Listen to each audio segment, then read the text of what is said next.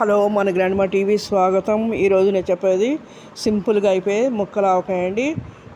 ఇప్పుడు సీజన్ కాబట్టి మనం ఈ ముక్కల ఆవకాయ అలా ఏవో పచ్చడి చేసుకోవాలనిపిస్తుంది.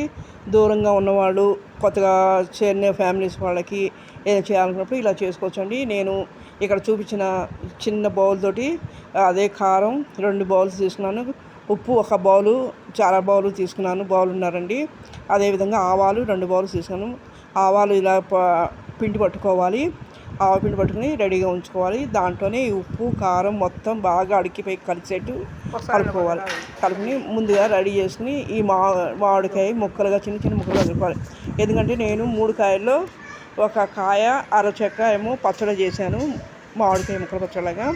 ఇంకా ఈ ముక్కలు 1 కాయ అరచెక్క అనమాట, ఈ ముక్కలు చేశానండి. దీనికి నా దగ్గర ఉన్న దీంతో ఒక డొక్కుతోటి నూనె, డొక్కుతోటి డొక్కున్నర నూనె వేసి అడికి పైకి కలిపి ముద్దలా అయ్యేట్టు చూసుకోవాలి. దాంట్లో ఈ ముక్కలు వేసి ఒక పొడి బౌలు శుభ్రంగా ఉన్న బాగా తడిలేని దాంతో పొడి బౌల్లో వేసుకుని మొత్తం అన్ని ముక్కలు అయ్యే వరకు అలా వేసుకుని ఉంచుకోవాలి. వేసుకుని పైన తర్వాత అదే డొక్కుతోటి, లేదంటే గరిటె ఉంటే మీ దగ్గర ఒక చిప్ప గట్టి లాంటిది ఉంటే కనుక ముందు ఒక గట్టి వేసుకుని కలుపుకుని తర్వాత ఒక గట్టి నూనె పైన వేసుకుంటే సరిపోతుంది, ఎక్కువ పట్టదు. ఇది ఎప్పుడు కావాలంటే అప్పుడు సింపుల్ వేసు.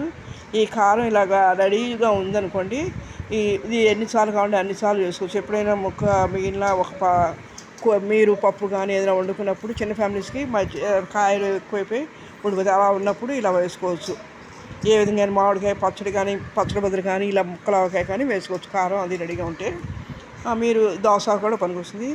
అలాగే మీరు వెల్లుల్లిపాయ తినేమడిగితే కనుక వెల్లుల్లిపాయలు కాసిని ఒక్కసారి నూనెలో వేయించుకుని దీంట్లో కలుపుకుంటే కూడా చాలా బాగుంటుంది. చాలా సింపుల్గా అయిపోతుందండి. ఇది ఎక్కువ టైం పట్టదు, మనం 10 నిమిషాల కంటే ఎక్కువ పడుతుంది. అప్పటికప్పుడు రెడీమేడ్ అవుతుంది. బయట కొనుక్కునే తినే వాటికంటే మనం ఇలా రెడీ చేసుకుంటే చాలా అయిపోతుంది, చాలా సింపుల్గా అయిపోతుంది, టేస్ట్ బాగుంటుంది. ఆల్రెడీ అన్నీ మనం ఈక్వల్గా వేసామండి, మెజర్మెంట్ అంతా సరిపోతుంది. మరుసటి రోజు మీరు అడికిపై కలుపుని ఉప్పు అది సరిపోతుందండి. చాలా పోతే కొద్దిగా ఉప్పు కలుపుకోవడం అండి. ఇంతే సింపుల్ అండి.